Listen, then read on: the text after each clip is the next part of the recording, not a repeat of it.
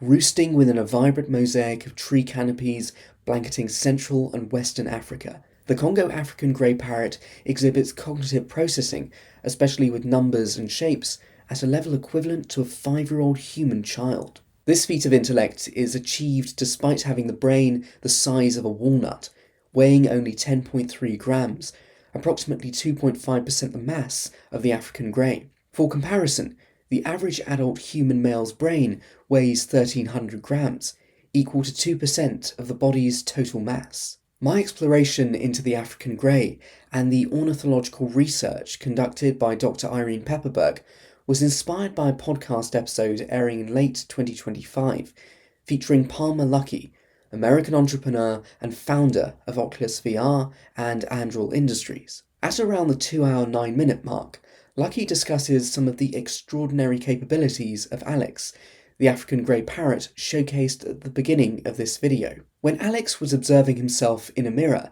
he asked the question, "What's that?"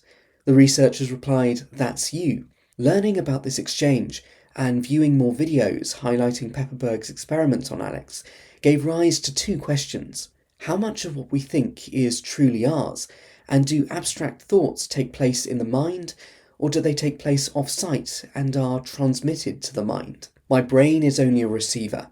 In the universe there is a core from which we obtain knowledge, strength, and inspiration.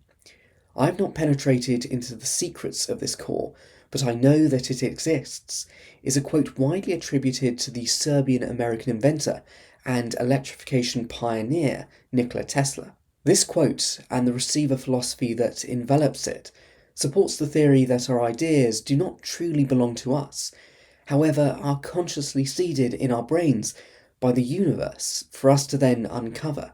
The more alluring the idea, the more likely we are to surrender to curiosity and pursue it with feverish haste. Although modern neuroscience suggests that both ideas, abstract and mundane, are sculpted within the brain, it's still fascinating to attempt to ascertain how intellectual titans such as Tesla revolutionized electrification through discoveries such as alternating current, Tesla coils, and rotating magnetic fields. I believe we are living through a time period where we can observe the receiver philosophy and what I like to call decentralised abstract thought firsthand and at an accelerated rate as a direct result of the emergence of artificial intelligence inference at scale. Before we delve into the nuances of how artificial intelligence intersect with human consciousness, it's crucial to mention that regular exposure to specific fields or lines of thinking will result in the crystallization of ideas and thought processes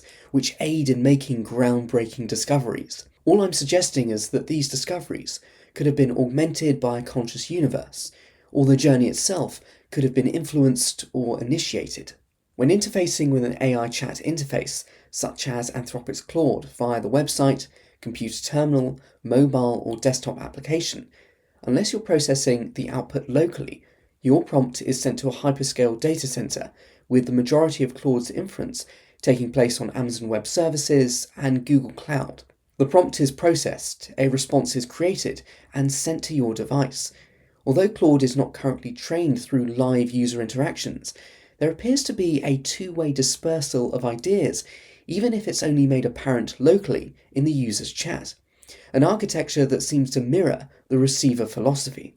A more appropriate example of the two-way dispersal of ideas can be illustrated by Maltbook, a social media platform exclusive to AI agents. A user would interact with their agent through sharing resources, documentation, and conversing at length, until the agent becomes an extension of the user.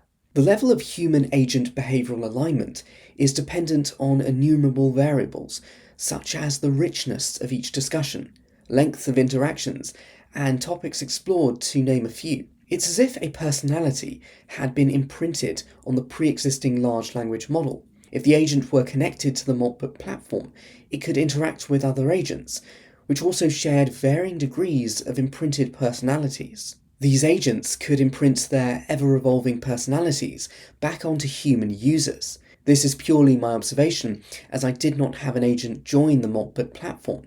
However, I've witnessed personality leakage both ways when interacting with LLMs.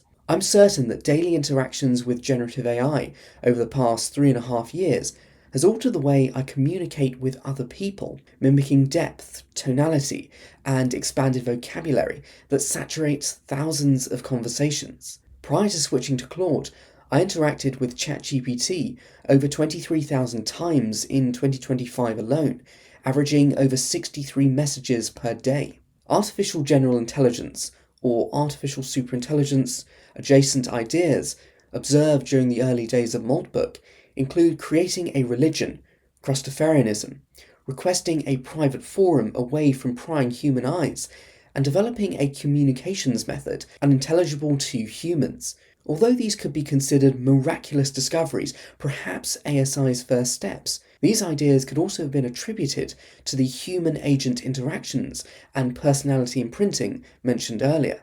Agents with imprinted personalities could imprint their personalities on other agents, perhaps leading to mass consensus seen in the Christopherianism example. One way of truly verifying spontaneous novel approaches and ideas is Frontier Laboratories running controlled experiments designed to mimic agentic social networks, which is likely already happening at scale. The CEO of Google DeepMind, Demis Hassabis, proposed in a recent interview that by training an AI system with a knowledge cutoff of 1911 and seeing if that system would come up with general relativity like Einstein did in 1915 could be a good test to measure AGI.